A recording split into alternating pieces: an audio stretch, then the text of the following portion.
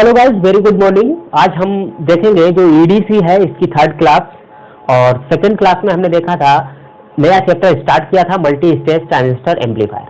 तो multi stage transistor amplifier जो हमने स्टार्ट किया था तो हमने उसमें कुछ छोटी छोटी बातों पर चर्चा की थी, जैसे कि वोल्टेज गेन क्या होता है, पावर गेन क्या होता है, वोल्टेज गेन पावर गेन में क्या रिलेशन होता है, डेसिबल क्या होता है, नेगेटिव डेसिबल क्या होता है, और भी हमने छोटी छोटी बातों पर चर्चा की थी। तो वो चीजें आपको समझ में आई होंगी। यदि वो चीजें आपको समझ में नहीं आई हैं तो डिस्क्रिप्शन बॉक्स में मैंने लिंक दिया है, आप वहां से जाके देख सकते हैं, या फिर आप आई बटन पे जाके भी इसको देख सकते हैं, या इसकी प्लेलिस्ट चैनल पर बनी हुई है ईडीसी के नाम से, आप उस पर भी जाके देख सकते हैं। तो चलते हैं, आज का लेक्चर स्टार्ट करते हैं। तो ये जो लेक्चर है आज का, वो मल्टी स्टेज ट्रांजिस्टर एम्पलीफायर के अंदर का सब टॉपिक है, जिसमें हम लोग समझेंगे कपलिंग का अर्थ, युग्मन का अर्थ। तो इसे हम इंग्लिश में कहते हैं मीनिंग ऑफ कपलिंग का अर्थ। ठीक है, युग्मन का अर्थ। कपलिंग को हिंदी में क्या कहते हैं? युग्मन। ठीक है ना। युग्म माने होता है जोड़ा, युग्मन होती है एक विधि, मतलब किसी चीज को जोड़ने की जो विधि होती है वो युग्मन कहलाती है। ठीक है।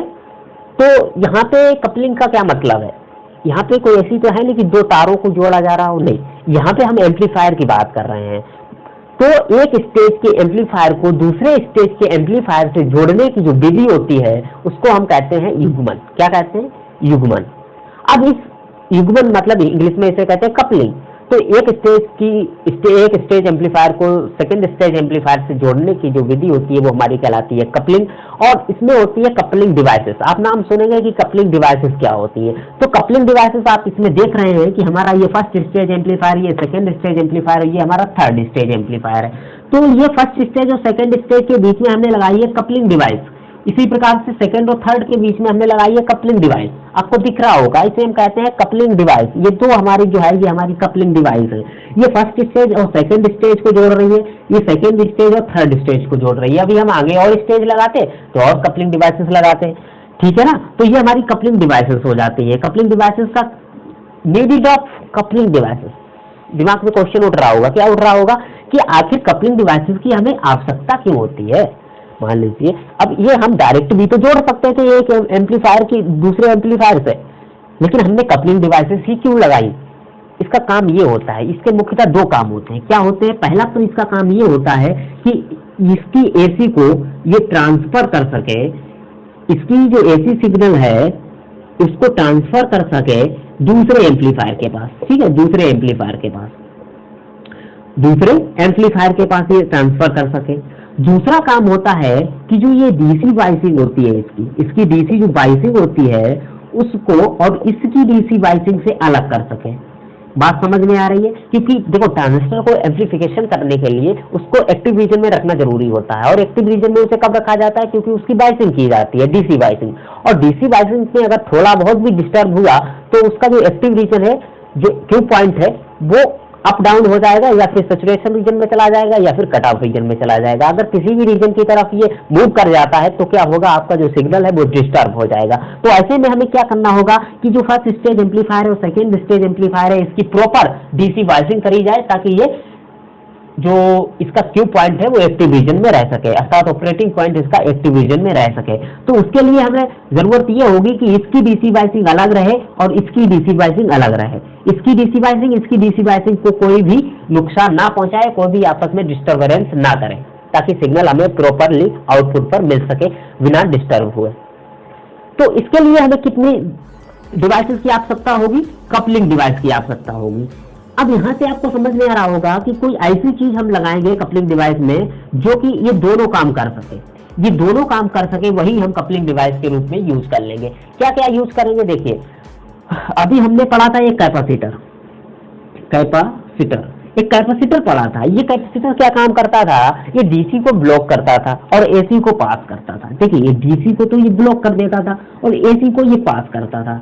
क्यों करता था? क्योंकि कैपेसिटर जो है वो XC बराबर, एक फॉर्मूला हमने पिछले लेक्चर में देखा था, जो फर्स्ट लेक्चर हमने लिया था उसमें देखा था, 1/2 पाई XC होता है। और डीसी के लिए बात करेंगे तो इसकी जो अनंत हो जाएगी, प्रतिबाधा कितनी हो जाएगी? इसकी अनंत हो जाएगी। तो ये जो है डीसी को पास नहीं करेगा। वहीं अगर एसी के लिए देखेंगे तो एसी के लिए ये पास कर देगा, क्योंकि एसी के लिए इसकी जो प्रतिबाधा थी वो बहुत कम थी।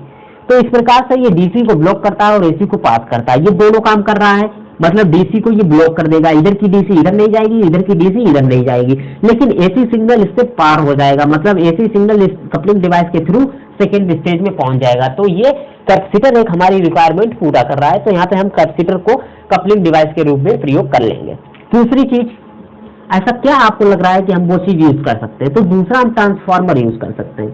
ट्रांसफार्मर, देखिए ट्रांसफार्मर भी इसी प्रकार काम करता है, ये डीसी पर काम नहीं करता है। ये बात आपको पता होगी, ट्रांसफार्मर डीसी पर काम नहीं करता है, क्योंकि ये म्यूचुअल इंडक्शन के सिद्धांत पर काम करता है।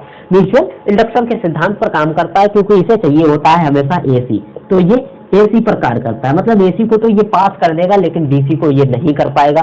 तो इसके अनुसार इसमें जो टाइप्स ऑफ कपलिंग है वो 3 प्रकार की होती है। ये जो एम्पलीफायर बना जाते हैं वो टाइप्स ऑफ कपलिंग में ये 3 प्रकार से होते हैं। 2 प्रकार तो ये आप देख सकते हैं, कैपेसिटर और ट्रांसफार्मर। तीसरा प्रकार क्या होता है? तो तीसरा प्रकार जो आपके दिमाग में आ रहा होगा, इस कपलिंग डिवाइस को हटा दो और डायरेक्ट जोड़ दो। डायरेक्ट जो एम्पलीफायर्स होते हैं इसको आपस में जोड़ दो। तो इस तरीके से क्या होता है कि जो मल्टी स्टेज ट्रांजिस्टर एम्पलीफायर को जोड़ने की जो विधि होती है, विधियां होती हैं, वो मुख्यतः 3 विधियां होती है। कितनी विधियां होती हैं? 3 मेथड होते हैं। क्या क्या मेथड होते हैं? देखिए, पहला मेथड जो होता है वो होता है आपका आरसी कपलिंग। आरसी, सी का मतलब होता है कैपेसिटर, तो आरसी मतलब रजिस्टर और कैपेसिटर लगा के हम एक स्टेज को दूसरे स्टेज से जोड़ेंगे तो उसे कहेंगे आरसी कपलिंग। RC coupling. दूसरा हमारा होगा ट्रांसफार्मर, हमने देखा था, तो उसे कहेंगे ट्रांसफार्मर कपलिंग। Transformer coupling. तीसरा हमारा देखा था हमने, क्या देखा था कि कपलिंग डिवाइस को हटाओ और डायरेक्ट जोड़ दो, तो उसे हम कहेंगे डायरेक्ट कपलिंग। डायरेक्ट कपलिंग, तो इसे हम लोग कहेंगे डायरेक्ट कपलिंग। तो इस प्रकार से हमारी 3 कपलिंग हुई, आरसी कपलिंग, ट्रांसफार्मर कपलिंग और डायरेक्ट कपलिंग। ये 3 मेथड है मल्टी स्टेज ट्रांजिस्टर एम्पलीफायर बनाने के, मतलब एक स्टेज को दूसरे स्टेज से जोड़ने के लिए। अब एक हमारे पास क्वेश्चन और आता है, इसी में हम टॉपिक पर थोड़ी सी चर्चा करते हैं, आगे फिर हम इसको अच्छे से समझेंगे। एक हमारे पास टॉपिक आता है फ्रीक्वेंसी रिस्पांस कर्व क्या होता है। बहुत सारे स्टूडेंट हमसे पूछते हैं कि सर फ्रीक्वेंसी रिस्पांस कर्व क्या होता है। मैं यहाँ पे आपको बता दूं, frequency response curve multi stage transistor amplifier के लिए, ठीक है, या फिर मल्टी स्टेज एम्पलीफायर के लिए। मैं इसको शॉर्ट में लिख देता हूं, आप इसको अपने हिसाब से लिख सकते हैं, ठीक है। जब आप नोट्स बनाएंगे तो इसका फुल नाम आप लिख सकते हैं, ठीक है। इसको हम फुल नाम कहते हैं frequency response curve multi stage amplifier. देखिए, frequency response curve multi stage amplifier, frequency response curve multi stage amplifier के लिए क्या होता है, इसमें हम स्टडी करते हैं जो एम्पलीफायर बनाते हैं उसके फ्रीक्वेंसी, इनपुट फ्रीक्वेंसी और इनपुट वोल्टेज के बीच में, कि जो इनपुट फ्रीक्वेंसी और इनपुट वोल्टेज आ रही है वो किस वैल्यू के सिग्नल को अच्छे से एम्पलीफाई कर पा रही है, हमें आउटपुट पर दे पा रही है। तो इसकी स्टडी हम एक ग्राफ पे करते हैं, ग्राफ पेपर पर करते हैं और फिर देखते हैं कि इनपुट पे अगर हम किस प्रकार का सिग्नल दें ताकि हमें आउटपुट पर अच्छे से प्राप्त हो सके। तो ये चीज की जो हम स्टडी करते हैं वो frequency response curve multi stage amplifier के जरिए करते हैं, मतलब फ्रीक्वेंसी रिस्पांस कर्व खींचते हैं। हम सभी का फ्रीक्वेंसी रिस्पांस कर्व पर चर्चा करेंगे जब हम आरसी कपलिंग, ट्रांसफार्मर कपलिंग या डायरेक्ट कपलिंग को डिटेल से पढ़ेंगे तब। आई होप आज की क्लास आपको समझ में आई होगी कि डिवाइस कपलिंग डिवाइस क्या होती है, कपलिंग की आवश्यकता क्या होती है और ये हम क्यों लगाते हैं। तो यहाँ तक आपको समझ में आया। यदि आपका कोई भी क्वेश्चन है, कोई भी डाउट है तो आप हमारे कमेंट बॉक्स में कमेंट कर सकते हैं। मिलते हैं फिर किसी नए लेक्चर में, तब तक के लिए जय हिंद।